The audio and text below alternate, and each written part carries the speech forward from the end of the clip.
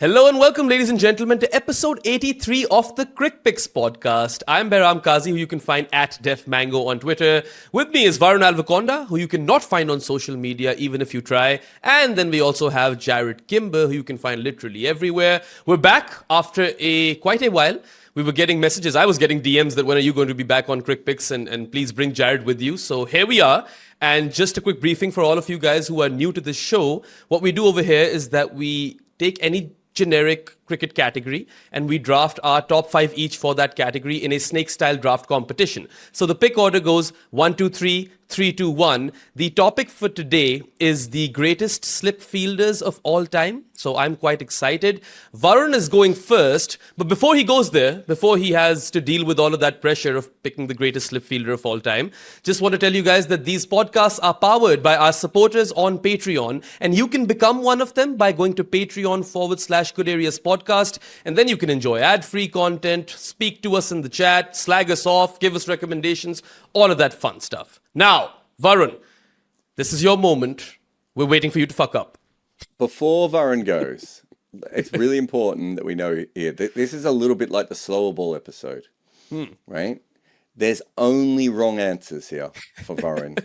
He could only make a terrible decision. And so I think it's important for us to completely pile in on him when he does. Yes, I mean, I don't think he can top Dilhara Fernando, but I'd like to watch him try. I can't wait to see what his Dilhara Fernando is. All right. My first pick is Mark Waugh. I'll just a go good one. vanilla. He was my first pick as well. This. Yeah. He was my first pick. I heard a lot of things, but I think one of the things I like the most about his slip fielding is how he uses two hands a lot. Because I think with the one-handed screamers look great on television, but I do think there's an element of luck there where you're just diving and you're hoping it sticks. Whereas I think with two hands, there's an element of anticipation. And it's also safer, isn't it? Because it's more stability with two hands than it is just with one, usually. And he was great versus pace and spin for slip. Yeah, so, I also think that he didn't field at slip as much to Warren as he should have because they had Mark Taylor, who obviously couldn't really field in any other position. Whereas Mark Waugh was one of those people that, because he could field everywhere, was at silly point or was even out in the ring at times. So he was a better fielder at slip than Mark Taylor. Mark Taylor will probably also come up on this list. It just happened to be that they overlap with each other. I think with Mark Waugh, the reason I had Mark Waugh at number 1 is his athleticism allowed him to be like Ben Stokes and Steve Smith, which is get to balls that other people don't get to. But he also had the hands of the great slip fielders who don't drop them. I think it's the combination of both, because he basically could cover more ground than a normal player. And also, when the ball just came to him really fast, he still took it. And I think that, for me, is why he's number 1. I mean, I haven't watched a lot of Mark Waugh, I'll be real, but I did a lot of research for this particular podcast, and most of the lists or articles that I came across had him listed as number 1, and that's probably because of his agility and the fact that he gets those one-handed screamers with such frequency. And I mean, all of these articles basically said that he didn't drop many, right? So that is the biggest trait of a great slip fielder, I suppose. Yeah, I watched his whole career. I don't remember him dropping a lot of catches at all. He was, just absolutely genius in slips. And could have fielded first, second, or third, and to a spinner, right? So he gives you 4 different slip options in one. A bit, which is not that common. Some of these other guys here can't do that. Not everyone can even do pace and spin. True. Well, congratulations, Varun. You didn't fuck up. You got the right answer. And now actually you've put all the pressure on Jarrod, because who's the second greatest slipper of all time?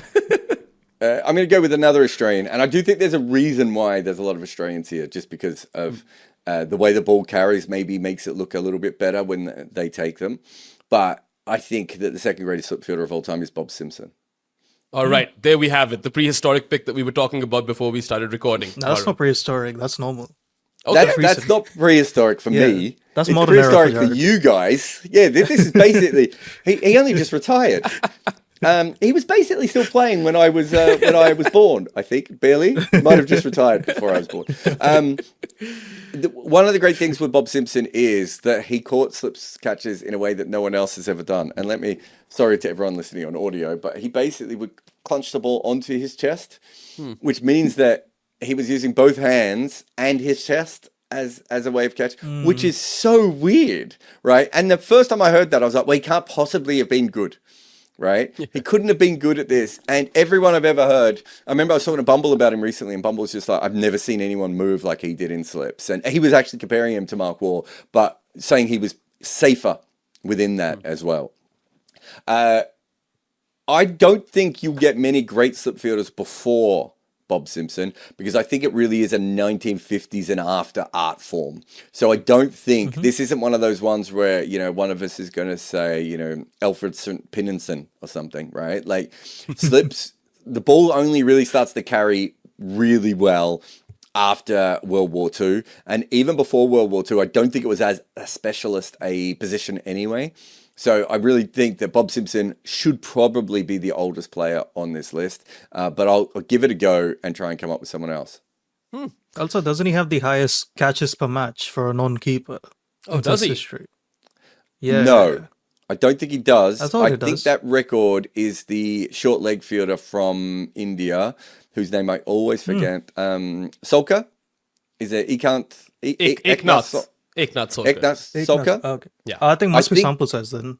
Yeah. Yeah, I don't think he's far off. I think you're right. I think he's up there. And again, one of those reasons is he probably played with great spin and great seam at different times, and so he has the ability to do that. And a bit like someone like Mark Waugh or Ben Stokes, because they did probably reach catches that other people maybe wouldn't have in their eras, so they're also picking them up from that perspective. All right, then. Prior to the start of this podcast, I was really happy with landing third pick because I was like, there's too much pressure with the first two. And then I get 2 picks in a row. So it kind of makes it easy for me. And I'm happy that you guys have picked the 2 Australians because I can now pick the 2 guys that I want to pick. And my first pick is going to be Rahul Dravid. For the longest time, he had the most number of catches in Test history. Very recently, Joe Root overtook him with another blinder that he took, right? He might even feature in this list. And Dravid, when he was, you know, a slip fielder to spin bowling, was particularly impressive, right? We all remember that catch of Harbhajan, was it? The one-handed diving catch where the ball's past him and the keeper, and he's just leaping towards the back, and he somehow grabs that catch. That's the one that really instantly comes to my brain. And this is also a guy who kept wicket for India time after time, right? Like Dravid had that skill set, and that probably, you know, the confidence from his captain comes from the fact that he's a great slip fielder. So pretty happy with that first pick, yeah. Yeah, I think that's pretty solid. I had him pretty high up on my list as well. I'm not sure I have him as the top Indian slip fielder, though. Interesting. Well, I do, and that's why I picked him. So now it's on to my second pick, and I'm going to stick around in Asia. And I feel that Muttiah Muralidharan would not have gotten to 800 Test wickets if he did not have Mahela Jayawardene in the slips. And again, someone with flawless technique, you know, as a slipper, Jayawardene, he made it look really easy. His catching technique was such that almost, you know, it felt like he had magnets in his hands. That's what it felt like to me for a lot of the times. And he could take the low ones really well as well. And he could dive for them. So, yeah, I think he's definitely the greatest slip fielder that Sri Lanka ever had. And it's that partnership. Like, we don't often talk about bowler and slip fielder partnerships all too much. And I feel like Muralidharan and Jayawardene is an iconic one. Fun fact, it's the most common bowler-fielder combination that is in the bowler-keeper. There you go. Yeah. 77 catches. That's ridiculous. I mean, it was as much a part of Murali's bowling as anything else, wasn't it? And I think, I know, I'm trying to think if it was Vic Marks or Mike Selvey, but we were talking about slip fielding one day, and he said that he thought Mahela was the best slip fielder that he had seen. Which one? I know it was one of them when they were working at BBC, and we were having a chat about it for some reason. And they also pointed out how good he was against seam bowling. So if you have a look at some of the catches he takes against Chaminda Vaas, how low they are, Yeah, I think they're also absolutely just brilliant from that perspective as well. that's true. All right, it's back to you then, Jarrod, for your second pick. Yeah, I'm going to go much more modern, and I'm also going to go another man famous for his chest, but in a Okay. different way. Faf du Plessis. I Nice knew one. he was going to pick Faf. Faf du Plessis has the best catching percentage, I think, in CrickViz database. Wow. Slip fielders. I think he's massively underrated as a slip fielder, and I do think now that because we see more cricket and we keep these things down, I'm not saying these old guys like Simpson and War and Rahul Dravid never drop catches. Drop more catches than we remember, but they probably did, right? Because I think there's just an element of that. Faf played in the era when we can actually look at it, and I think has the highest percentage of anyone ever. And he was so solid in the slips. And let's not forget, he also would have been the best point fielder in most sides he was in as well. And so a bit like Mark Waugh, and you could probably put Steve Smith and Garfield Sobers in this, of like, they were just great no matter where you put them, right? And I think Faf was definitely that as well. Yeah, no, solid pick. He was in my list as well. And now we're back to Varun, and he'll get to pick 2 in a row for the first time. So if he got the first one right, there's no guarantee that he won't fuck up over here, guys. No, I'll definitely fuck up in with it now. this. He's in a zone. Because the problem I was, there's so many directions I could go in. All right. He's actually panicking. I'm lost. He's I'm stalling. lost right now. He's stalling. No, I'm definitely stalling. Yeah. Do I go rogue very early on? I think it's too early Put for the me to go timer rogue, on so- someone. I've got one really rogue pick, so if you steal that one from me, I'll be pissed.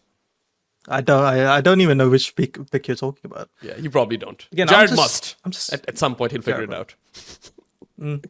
like I'm just gonna go again, like very like statistical base with this. I'm gonna say Joe Root just because he has the most catches in Test history. Yeah. And then Like I'm just gonna go safe. That's my first pick. the thing with Joe is he does drop quite a few, but then some of the catches that he takes are exceptional. So I don't know where to place him on this. I did have him in my list. I didn't know when to go for him. Yeah, I had him on my list. I didn't have him in the top 6. No, definitely didn't. I have no, as I said, Jarrod, I don't know what I'm talking about. He's a with this. very good fielder. Yeah. And he definitely deserves to be discussed in this list. I don't know if I quite had him in my top 10 or my top 15. And I'm just gonna go Mark Taylor again because that's the only other name I know. Tubby Taylor. Yeah. So I just heard it's very, very good from the research I've done for this. So Isn't he like an Inzi kind of candidate though? Like where else do you put him? Yes, fair, but I don't. maybe. I think you always have a first slip in Test cricket, don't you? And he actually wasn't a bad short mid wicket and short cover. If you go back and have a look at limited overs games, which he should never have played in, but did. If you go back and have a look at him there, he was pretty good there as well. He just had phenomenal hands. He might have maybe the safest hands of anyone I've ever seen. Him and Faf would actually be quite similar for that. He doesn't cover as much ground, but because he had an incredible ability to see the ball. Have you guys seen the catch where he kicks the ball up with his feet? No. He has incredible awareness around him, so he's not a fast twitch muscle fiber. It's like, I'm trying to have a look. Most of the other guys here have a little bit of fast twitch muscle fiber in them, right? Taylor's probably that first, as you would say, an Inzi style, old fashioned first slip. But he does have something within him, like some sort of extra skill that allows him to pick up balls that other people wouldn't pick up. And he was he was Mahela before Mahela, right? Because he's Shane Warne's Mahela, True. and he a brilliant slip fielder. But yeah, certainly not as versatile as anyone else on this list that we've met. Even Mahela could field in multiple positions, maybe catching positions, whereas Taylor's a little bit more limited than that. But this is the best slip fielders of all time, and he was very good at that. Yeah, that's fair. And now it's back to you, Jarrod. Finally, we get to pick the best Indian slip fielder of all time. So let's go with Mohammad Azharuddin, who figured. if you go back, and there aren't as many clips of this as you can find, but his ability at first slip to do athletic catches, I think is one of the more remarkable things. It's not easy to be athletic at first slip because it's a combination of reflexes and technique, right? But if you look at some of the catches, the sort of the plucks that he has, now we're starting to see players do what Azharuddin did. And he was doing it like 25 and 30 years ago. Just he was so fast in that position. It's a real shame what happened to him as a player because we don't talk about, or as a person maybe, because we don't talk about him as much as a player. Fantastic player. And I think certainly he's one of the best slip fielders I've ever seen. Again, yeah, I really haven't caught any of his career, Azharuddin's, because I start watching cricket religiously around the 2002 mark, and he's already gone by then. But I'm sure you know his stuff, so I'll trust you. And on that note, before I go ahead and pick my next two picks, let us take a short break. You guys are watching CrickPicks with Jarrod, Behram and Varun, and we will be back in like half a minute, so go nowhere. Support us on Patreon. Join for exclusive perks like AMAs, live calls with me, and a vibrant Discord community. Enjoy ad-free content, early podcast episodes, and access to my emailer. Plus behind-the-scenes stuff. We've built our channel on Patreon support, so a huge thanks to everyone who has helped. Welcome back to CrickPicks. You guys are with Jarrod, Behram and Varun. And so the boys have picked, what, 3 each now? Yeah. And it's back to me. I've only picked 2. And I don't have an Australian on my list yet. So I'm just going to go ahead and change that. Pick number 3 for me is going to be Steve Smith. And I know that Steve Smith has a knack of dropping dollies. We've seen it time and again. But the ones that he actually, the ones that stick or he holds on to are incredible. I mean, he is a proper acrobat behind the stumps and the slips. And, you talked about the fast muscle twitch fibers or whatever, Jarrod. I would bet my bottom dollar that Steve Smith has plenty of those because his catches are like that. Like, he catches the uncatchable ones. And at times he will drop some dollies. But I feel like he has been a presence for Australia in the slips. And he's even won a few games doing what he does in the cordon. Yeah, him and Ben Stokes are really interesting for something like this because they are going to catch balls that other people are not going to catch, right?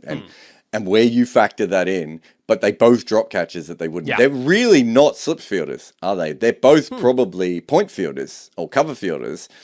And if you compare them to, say, someone like Mark Waugh or Faf du Plessis, who are also probably point fielders, they then match that with a sort of Rahul Dravid, Mark Taylor style of hands. And Smith and Stokes are not like that. But how do you factor in that we've never seen players cover the kind of ground that those two can at slip before? Yeah. And so it's really up to you on kind of how you sense that. But there's no doubt that Steve Smith should be on this list.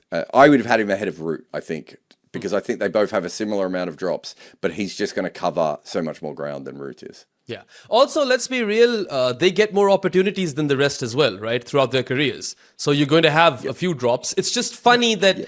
Steve Smith has, he has a penchant for dropping the easy ones. That's the weird bit over here. But then the ones that he does catch, I feel like that alone gets him on the list. And I really did want to have one of those, acrobatic sort of slip fielders in there. So I'm quite happy with that. All right. You picked who, according to you, is the greatest Indian slip fielder of all time, Jarrod. I'll do the same for Pakistan, and I'll take Yunus Khan off the table. I don't think I've ever seen a better slip catcher from Pakistan than Yunus. And it's the low ones that really stick out. Those are the ones that we all remember, that he just literally has his fingers like kind of touching the ground and still somehow manages to hold on to those catches. And it's not like he's limited to those. He never drops the easy ones, Yunus. But I feel like when it comes to low catches in the slips, you do think of Yunus Khan.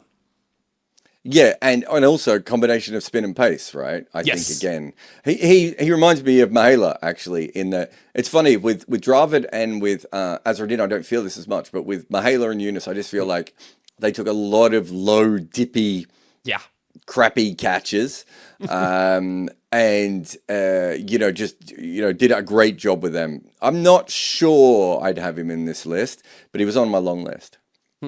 Fair enough. I think there are better slip fielders ahead of him that you haven't picked yet. I mean, my list is still quite lengthy, so I suppose we'll have a few honorable mentions over here once this is done. But anyway, we're back to you. I will go Ian Botham next, partly because I think Ian Botham changes slip fielding forever. So I don't think he deserves to be here just as the best 15 slip fielders, but because he is the man who basically has pioneered the close slip fielding position, right? So he would stand way closer than everyone else. He thought about it like from a bowler's perspective, not from a batter's perspective, right? The batter is like, well, we can't get too close. We might not be able to catch it. Whereas as a bowler, Ian Botham's like, I don't mind if you drop them, but I don't want the ball dropping short of you all day, right? And that is now what slip fielding is. And Botham was, 30 years ahead of the game on that? And he was still a great slip fielder. I don't want to pretend like he wasn't, but he probably would have Smith would probably have might have the highest drop percentage on here. But part of it is because they are getting to balls that other people are not getting to. And in Botham's case, it's just by standing way too close. And I think from that perspective, maybe he takes more slip catches than a normal second slip would, just because he gets more options or offers or chances, or however you want to put it. All right, interesting one. I did not have him on my list because I did not know that story. So I suppose we've all learned something today. That's what I'm here for. Yeah. Okay, Varun, final 2 picks for you. Go wisely. You've actually done quite well thus far. I mean, Root isn't a terrible pick either. You just took him too early. You could only ruin it from here. I think I'll go Stephen Fleming because I've heard he's a good slip fielder. I think he has 171 catches in like 120-ish games from what I've seen. So I think had to be ahead of Yunus Khan. Had to be ahead of Yunus Khan, Stephen Fleming. Stephen Fleming, very much. I don't think there's much between Stephen Fleming and Mark Taylor, except for the fact I think Stephen Fleming could move slightly better.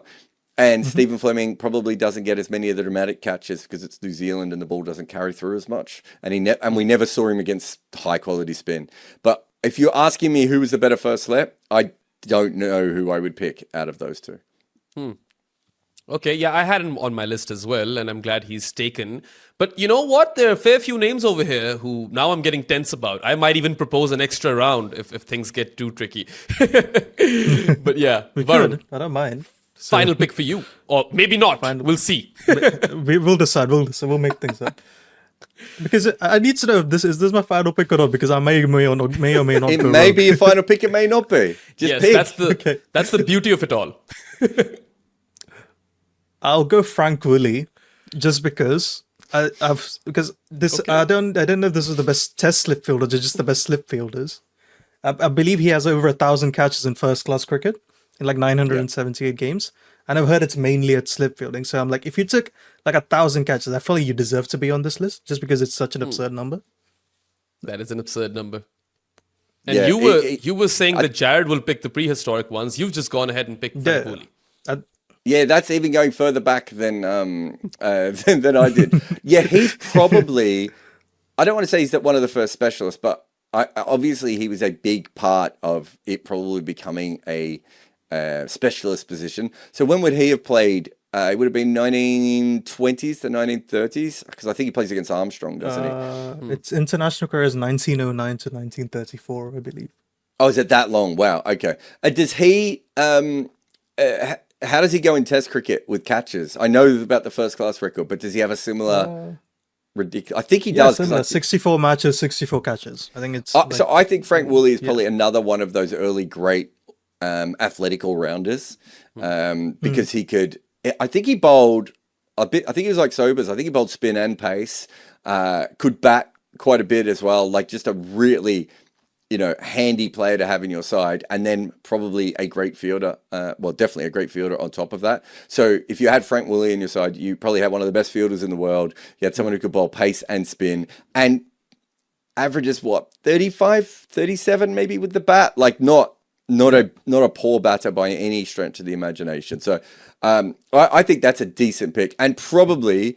If I was thinking who the grandfather of slip fielding is, it is probably Frank Woolley, because of more the first class record than the Test record. Bob Simpson's probably the first the first really renowned slip fielder in Test cricket, whereas Woolley is probably the one in first class cricket that brings it up. And as I said, there wasn't as many specialists back in those days. Also, I can confirm, Varun, that after your Frank Woolley pick, we are definitely having a spare round. So this wasn't your last pick then. I don't mind. I am going to go with Ross Taylor. Okay. Who I think is one of the most underrated slip fielders of all time. I don't think he's that much worse than Stephen Fleming. I just think that we don't remember Stephen Fleming's misses, whereas we've seen more of them with Ross Taylor. I think Ross Taylor is probably the second best first slip in modern times after Faf du Plessis. He just didn't drop many catches, and I think his record will back that up. I thought he was a fantastic fielder. I would have liked to have seen him more against the spinners, but sadly, we don't. Yeah. They didn't have any. I mean, he did get Vittori, but I would have liked to have seen him against a top a sort of a Warren or a Murali or someone who really, rips out, or even a Kumble. He does keep to the great Ajaz Patel, right? Yeah. I probably didn't even go up. He probably wasn't even in slip that much for Ajaz, right? Yeah, Ajaz is late. Don't have a lot of overlap, do they? Yeah, a little bit of Vittoria, a little bit of Jeet and Patel, and then a tiny bit of Ajaz, and maybe a test of Ish Sodhi. But I thought Ross Taylor was an absolute genius at slip. Okay, then that means that I have 2 in a row, and that's my final 2 picks as well.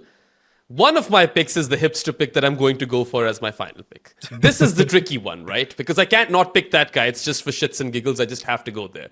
So I'm confused between 2 South Africans and an Australian, or 2 Australians over here, motherfucker. Yeah, we're still going to end up with an honorable mentions list. All right, you know what? Screw it. I'll go Graeme Smith as my next pick. Okay. I think it's quite safe. He also gets a lot of catches in that region, right? And I don't know what his efficiency rate is, but I don't remember Graeme Smith dropping too many. He made them look quite easy. In fact, he had those buckets for hands, Biff. And yeah, I mean, it's not easy to field in the cordon in South Africa, I would assume. He made it look quite easy. So yeah, he's my second last pick, I suppose. Did you guys have him on your list? No, I reckon Neil Manthorpe has him very high. I remember having this conversation recently. So I know that people who do, he wasn't on my long list though, but honestly, maybe thinking back, he probably should have been. Yeah, it was a tricky one because there are 3 other names who in my list will miss out, who I actually thought would be snapped up quite early. My final pick, and Jarrod, you're going to love this, is Imran Butt. The guy who only exists, or his test career exists, because of his slip fielding. I don't think he dropped a single one. Pakistan were phenomenal in the slips for that short amount of period that he played. And I kid you not, for those of you who have missed out on the career of Imran Butt, man couldn't bat. I mean, he was an opening batter, but he didn't score any runs. Could not bowl, but he is probably, as far as we consider short sample sizes, one of the greatest slip fielders of all time. Averaged 35 in first class cricket and was picked to play for Pakistan with the bat, and they kept him around. No, I think you're right. I think they kept him around because they were just like, at least we'll get more wickets. Yeah. Honestly, that has to be the case with Imran Butt, because he didn't even pass the eye test, guys, with the bat. Yeah. It wasn't like, he doesn't have the numbers, but this guy is just such a good stroke maker. No, none of that. Not a good bat. No, that's a good pick. I like that a lot. I'm going to go with someone who will probably lose me the argument, lose me the whole game. But I'm going to go Ajinki Rahane, who I think is one of the... Yeah, I think he's one of the greatest slip fielders against spin I've ever seen. I think he's the only guy on this list who doesn't field at slip to pace. He fielded at gully at pace, which is a harder position than slip anyway. But I thought he was an absolute genius at slip. I did think towards the end of his career, when he quite clearly his eyes probably went a little bit. He maybe wasn't quite at the same level. But in his peak, I don't think I've ever seen anyone sort of cover slip for a spinner better than he did. All right, then. That means that, Varun, you finally get your official last pick. And then we can do some honorary mentions. This is my official last pick. Yes, this is the real deal. It ends here. I already lost track. Yeah, wait. Well, I just need to check this player's record. Oh my god! Look, I knew I was going to pick Imran Butt, and when I had to pick the player before Imran, I had 2 Australians and 2 South Africans. Let's go with it. Sure. I'm just going to go for the numbers. I'll go volume. Jack Callis. Let's end it. Yeah. All right. I'm quite happy with that. Do you think, Jarrod, that Callis was better than Graeme Smith in the slip cordon? No. Yeah, I actually thought as well. I wondered if Sean Pollock wasn't better than Callis, actually. But maybe it isn't. Maybe it is just Callis, because there is an interesting thing of like Flintoff, Pollock, Southey are very good slip fielders as well. But they just don't quite do it enough, do they? Maybe for you to put them in overall. But yeah, look, I think Callis, he was on my long list, so I've got no real issues there. Yeah. All right, then. Time for some honorary mentions. I'll go first. So the 2 Australians who I think are unlucky to miss out over here are Ricky Ponting. I think he probably deserved a shout. And then Shane Warne. I know we all remembered that drop catch in the final test of the Ashes in '05, but Warney was pretty good in the slip. So I think those two had a solid case. Stokesy, as you mentioned, Jarrod, again, it's one of those Steve Smith picks, right? Because he catches the ones that are uncatchable. And then there were two other long list Pakistan picks for me, which were Inzi and Asad Shafiq. So yeah. Yeah, I think with Ponting, I didn't know if he was a good slip fielder or just good everywhere, so that's how I was confused. Same That's thing with also the Sobers, thing, right? I guess. Does he really? Yeah, is he that's how I was synonymous with the Corden Ponting? I don't know. Yeah. I think he is probably by the end, isn't he? Again, he's probably. I think he's a bit similar to Smith and Stokes in that he does get to balls that maybe other people don't. He did drop a lot of catches. Not a lot. Like, I don't want to make it feel like, because he was a genius in slips as well. But he did drop a lot of catches because he had that technique of having his hands up. So when the ball would dip, he did get himself into trouble occasionally. He very rarely, he wasn't as good with the low ones unless it was kind of low off the bat, if that makes sense, and was kind of always low. So I do think that's kind of an interesting one to look at with him. Yeah, him and Stokes should probably be on the list. I think that's probably fair. But, it's a weird one because there is no real right answers with these, I don't think. It's a bit like the slower ball one. It's a bit more objective and you can easily forget people. I just want to mention a couple of bowlers. I've already mentioned Sean Pollock and Flintoff, but Terry Alderman was first slip for Australia in an era where they had actually other people who could have been first slip, but he was so good that they literally brought him into the slips. And obviously I think Southey would have been a great slip if he'd done it in his entire career, and I thought Jimmy Anderson was a fantastic slip fielder as well. So there have been a couple of bowlers, but they just don't do it enough to really stick around. Yeah, that's fair. Varun, did you have anyone else? Seemed like you were maxed out over there. Yeah, I was already like pulling random names out of the hat by that point. I think we nearly went through everyone I had on my list, so I'm like, I'm just happy. Yeah. So no takers for Warney then, huh? For Warne? Yeah. I think Warne was good, but there was not a single time where he was the best slip fielder in his cordon. And I'm not sure there were many times when he was the second best slip fielder in his cordon. Like, I thought he was great. I'm not sure Warne is better than Hayden, though. Yeah. So, yeah. I mean, if Ponting doesn't make it, the problem is you could make a list of almost entirely of Australians, partly because, as I said before, I think their slip catches, not only do they get more because of the extra bounce, I think they look better, right? Whereas the Asian and the New Zealand and the England ones are low, whereas the South African and the Australian ones look better because they're high, right? And, there's all that. Like, I think of Azharuddin taking these incredible catches above his head. He couldn't have taken many catches above his head in his career. I must have just watched him in Australia take 2 or 3 of them, right? So I think because of that, there is an element of, like, you have to focus on the Australians. I still think Shane Warne was a great slip fielder. Like, but I don't know if, maybe he's better than Imran Butt. Right? Like, you could put him there. I would have thought, I think Shane Warne is probably pretty similar slip fielder to Joe Root. I would have thought those two are pretty similar to each other, without either of them needing to be quite as high as Varun put Root.